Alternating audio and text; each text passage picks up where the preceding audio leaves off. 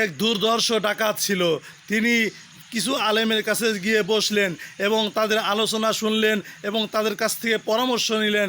তারা পরামর্শ দিল আর কোনো দিন যেন সে খারাপ কাজ না করে। তাদের কাছ থেকে পরামর্শ নেওয়ার পর তিনি তাদের কাছে ওয়াদা করলেন আর কোনো দিন খুন খারাপি, রাহাজানি এবং ডাকাতি কোনো কিছুই সে করবে না, কোনো খারাপ কাজের সাথে তিনি আর থাকবেন না। এইভাবে চিন্তা ভাবনা করে আল্লাহর কাছে তওবা করে তিনি ফিরে আসলেন।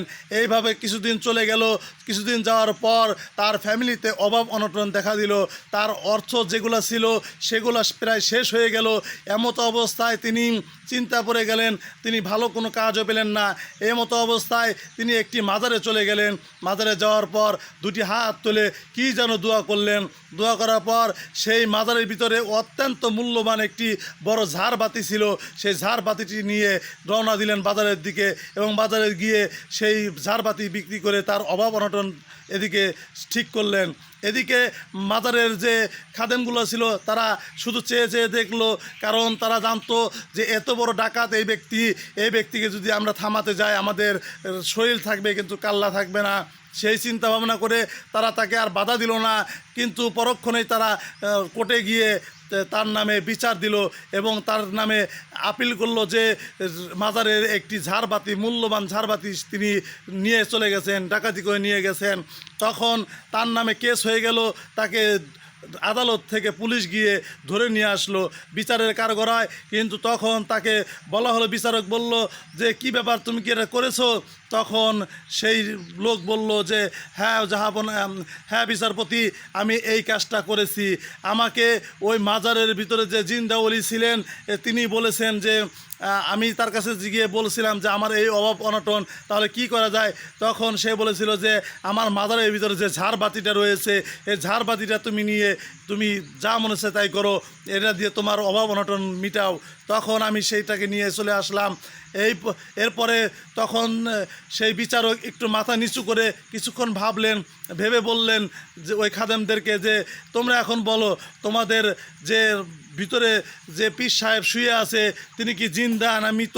তিনি কি ওই ডাকাতকে এই ঝাড়বাতিটা নিতে বলেছেন?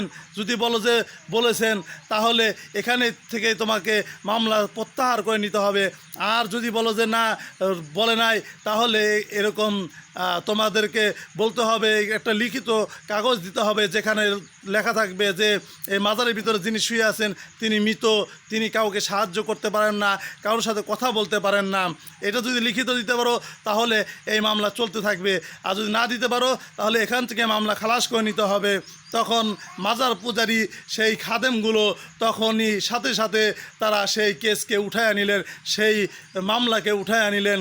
এর ভিতরে আমরা একটা জিনিস জানতে পারলাম যে আল্লাহ তাআলা যদি কাউকে বাঁচান তাহলে কেউ তাকে কষ্ট দিতে পারে না, আর যদি আল্লাহ তাআলা কাউকে ঠকাতে চান তাহলে কেউ তাকে বাঁচাতে পারে না। আর এই ভণ্ড মাজার পূজারী থেকে আমরা অবশ্যই বিরত থাকব। আল্লাহ রাব্বুল আলামিন অবশ্যই আমাদেরকে হেফাজত করবেন, কিন্তু তার জন্য তার কাজগুলো করতে হবে। যে জিনিসগুলো আল্লাহ রাব্বুল আলামিন আমাদের আদেশ করেছেন করার জন্য সেগুলো করতে হবে, এবং যে জিনিসগুলো থেকে বিরত থাকার জন্য আল্লাহ তাআলা বলেছেন সেগুলো থেকে বিরত থাকতে হবে। আল্লাহ রাব্বুল আলামিন আমাদের সমস্ত ব্যাপারে ভালোভাবে বোঝার তৌফিক দান করুন এবং ভালোভাবে জেনে শুনে তারপরে আমল করার তৌফিক দান করুন। আন্দাজে যেন আমরা একটা আমল করা শুরু না করে দেই যেটা বেদাতপন্থী হয়ে যায়। আল্লাহ বিরতা থেকে আমরা যেন দূরে না সরে যাই। আল্লাহর ভয় আমাদের মনের ভিতর নিয়ে আমরা ইমানি শক্তি চেতনা নিয়ে আমরা ভালো ভালো আমলগুলো করব, ভালো ভালো কাজগুলো করব। আল্লাহ রাব্বুল আলামিন আমাদের সকলকে বোঝার তৌফিক দান করুন। আমিন। আসসালামু আলাইকুম ওয়া রাহমাতুল্লাহি ওয়া বারাকাতুহু।